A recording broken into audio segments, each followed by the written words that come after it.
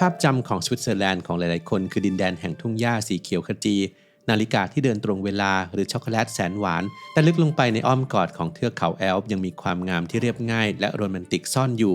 คลิปนี้เราจะเดินทางไปสัมผัส10หมู่บ้านที่มีเอกลักษณ์เฉพาะตัวซึ่งแต่ละแห่งคือบันทึกหน้าพิเศษที่สะท้อนวิถีชีวิตและจิตวิญญาณที่แตกต่างกันของสวิตในแบบที่ทุกคนอาจไม่เคยเห็นจากที่ไหนมาก่อนครับ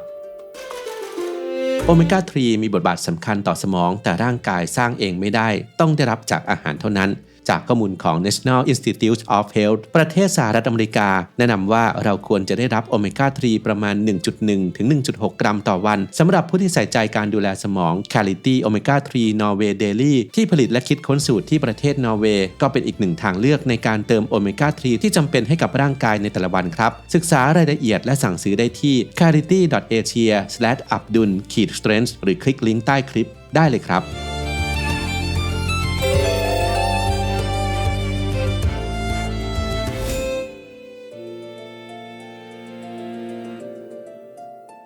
1. หมู่บ้านอีวอนหมู่บ้านเล็กๆในรัฐโวหมู่บ้านที่ไร่องุ่นทอดตัวเรียงรายเป็นขั้นบันไดไต่ระดับความสูงจากริมแม่น้ำโรนขึ้นไปสู่ตีนเขาตูไดโดยมีจุดดึงดูดสายตาคือปราสาทเมซองบรองสีขาวนวลตั้งตระหง่านท่ามกลางธรรมชาติตัดกับฉากหลังที่เป็นเทือกเขาแอลป์อันยิ่งใหญ่ทำให้ที่นี่ได้รับการยกย่องว่าเป็นหนึ่งในหมู่บ้านวายที่สวยงามและมีมนต์ขลังที่สุดในสวิตเซอร์แลนด์อันที่จริงหมู่บ้านแห่งนี้เคยถูกเหตุการณ์ดินถล่มจากแผ่นดินไหวก้อนหินและดินโคลนมหาศาลได้กลืนกินบ้านเรือนและชีวิตผู้คนไปในพริบตาในปี 1584 แต่เพราะเหตุการณ์นั้นทำให้ดินของที่นี่ได้แปลสภาพเป็นดินที่อุดมสมบูรณ์และมีแร่ธาตุเฉพาะตัวที่เรียกว่าโอไวซึ่งแปลว่าหายนะหรือพายุในภาษาฝรั่งเศสโบราณกลายเป็นต้นกำเนิดของไวน์ขาวพันธุ์เชสเชอรัสที่มีรสชาติยอดเยี่ยมและมีชื่อเสียงที่สุดแห่งหนึ่งของสวิตเซอร์แลนด์ในปัจจุบัน2. หมู่บ้านแกเซา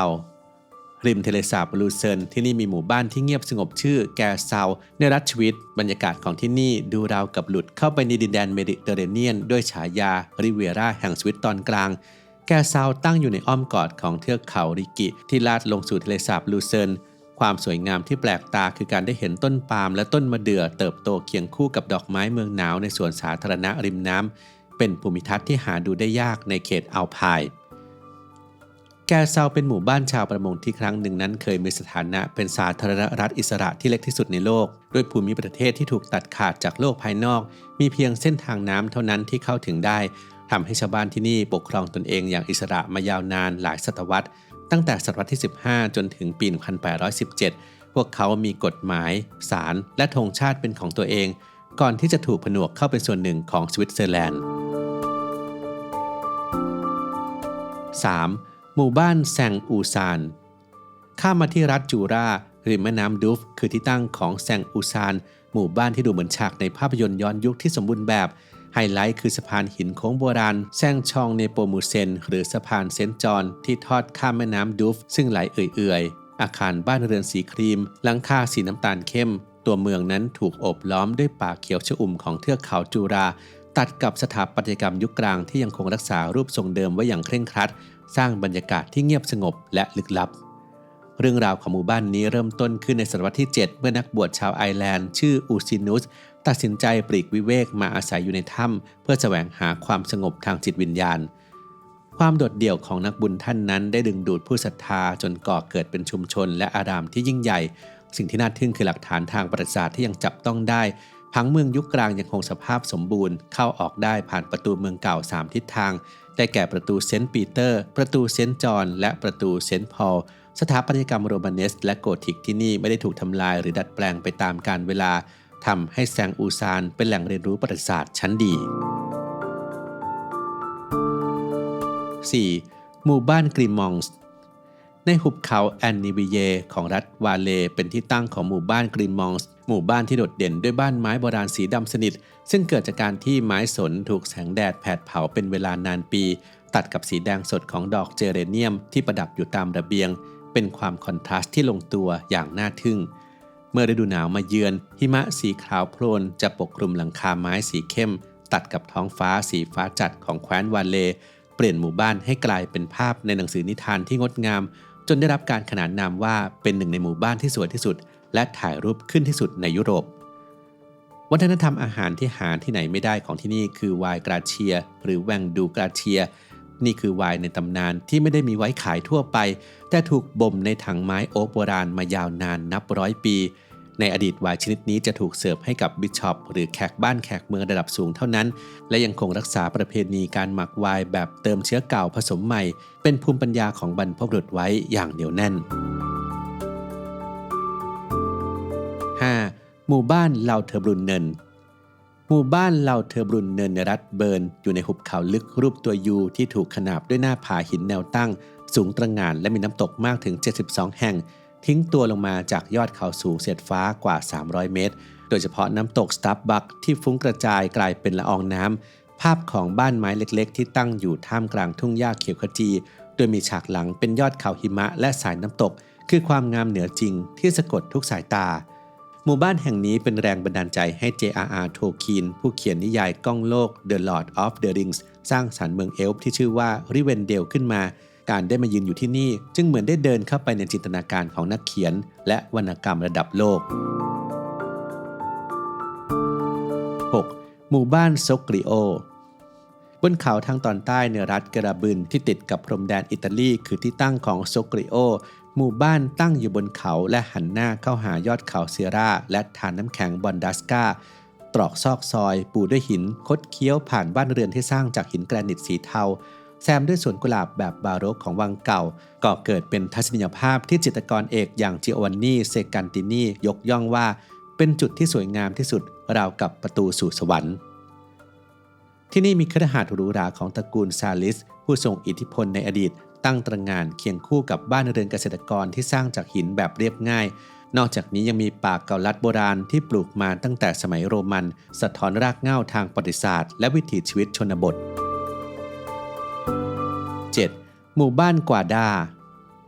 ลึกเข้าไปในหุบเขาเองกาดินหมู่บ้านกวาดาบ้านเรือนที่นี่ตกแต่งด้วยเทคนิคที่เรียกว่าสกาฟฟิโตซึ่งเป็นการขูดสีปูนให้เกิดลวดลายวิจิตรบรรจงแบบเรขาคณิตและภาพวาดภายนอกที่ได้รับการดูแลอย่างดีเยี่ยม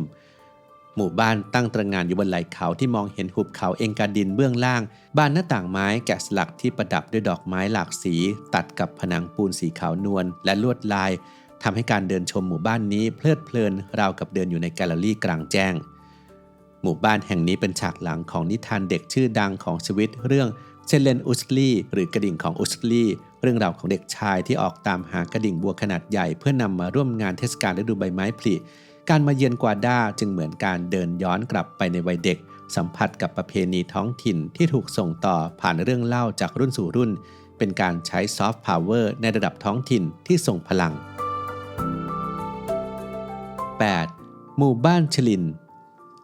นเป็นหมู่บ้านชายขอบที่ตั้งอยู่เหนือแม่น้ำอินทิวทัศน์จากหมู่บ้านนี้กว้างไกลสุดสายตาไปยังพรมแดนออสเตรียและอิตาลี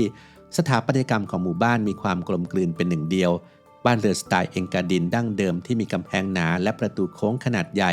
ตั้งเรียงรายลดหลั่นกันไปตามความลาดชันโดยมีหอระฆังของโบสถ์สไตล์โกธิกยุคปลายตั้งตระหง่านเป็นจุดนำสายตาสะท้อนความงามที่บริสุทธิ์สงบเงียบและไม่ถูกปรุงแต่งแต่ที่นี่ต้องเผชิญกับปัญหาการลดลงของประชากรและการย้ายถิ่นฐานชาวบ้านที่นี่จึงรวมตัวกันสร้างแบรนด์ชุมชนที่ชื่อว่าบุญเชลินพวกเขาร่วมมือกันผลิตสินค้าเกษตรคุณภาพสูงและที่โดดเด่นคือการผลิตเบียร์จากน้ำพุภูเขาที่ใสสะอาดดึงดูดคนรุ่นใหม่และนักท่องเที่ยว 9. หมู่บ้านสปรูเกนในรัฐเกราบึนคือหมู่บ้านที่เติบโตขึ้นจากการเป็นจุดพักม้าบนเส้นทางค้าขายข้ามเทือกเขาแอลป์ในอดีตสถาปัตยกรรมที่นี่มีความแปลกใหม่แตกต่างจากบ้านไม้สวิสทั่วไปโดยเป็นบ้านหินขนาดใหญ่แบบปาลาโซที่ได้รับอิทธิพลจากอิตาลีมุงด้วยหลังคาหินแผ่นใหญ่ที่ซ้อนกันอย่างมีศิลปะเพื่อรับน้ำหนักหิมะหมู่บ้านตั้งอยู่ริมแม่น้ำฮินเตอร์ไรน์ท่ามกลางทุ่งหญ้าอัลไพน์ที่กว้างใหญ่องค์ประกอบของสถาปัตยกรรมที่ดูมั่นคงแข็งแรงตัดกับความอ่อนช้อยของสายน้ำและฉากหลังที่เป็นขุนเขาสร้างบรรยากาศที่ดูภูมิฐานและสะท้อนความมั่งคั่งในอดีตได้อย่างชัดเจน 10. หมู่บ้านปอรองทรุยที่นี่มีบรรยากาศแบบฝรั่งเศสอย่างชัดเจนแต่อยู่ในสวิตเซอร์แลนด์ปอรองทรุยมีปราสาทปอรองทรุยและหอคอยเรฟุสตั้งตระหง่านอยู่เหนือเมือง เมื่อมองจากมุมสูงจะเห็นหลังคากระเบื้องสีแดงส้มของบ้านเรือนสไตล์กอธิกและบาโรกเรียงรายกันอย่างหนาแน่นสลับกับถนนกว้างที่ให้ความรู้สึกโปร่งสบายแบบฝรั่งเศสที่นี่เคยเป็นที่ประทับของเจ้าชายสังฆราชแห่งบาเซลผู้ซึ่งต้องลี้ภัยมาพำนักที่นี่นานกว่า200 ปีสวิตเซอร์แลนด์ไม่ได้มีเพียงแค่มิติเดียวแต่เต็มไปด้วยเรื่องราวของมนุษย์ที่ต่อสู้ปรับตัวและอยู่ร่วมกับธรรมชาติอย่างลึกซึ้งการเดินทางครั้งนี้อาจทำให้คุณมองภาพโปสการ์ดใบเดิมด้วยความรู้สึกที่เปลี่ยนไปเพราะความงามที่แท้จริงอาจไม่ได้อยู่แค่สิ่งที่ตาเห็นแต่อยู่ที่เรื่องราวที่ซ่อนอยู่เบื้องหลังภาพนั้นนั่นเองครับ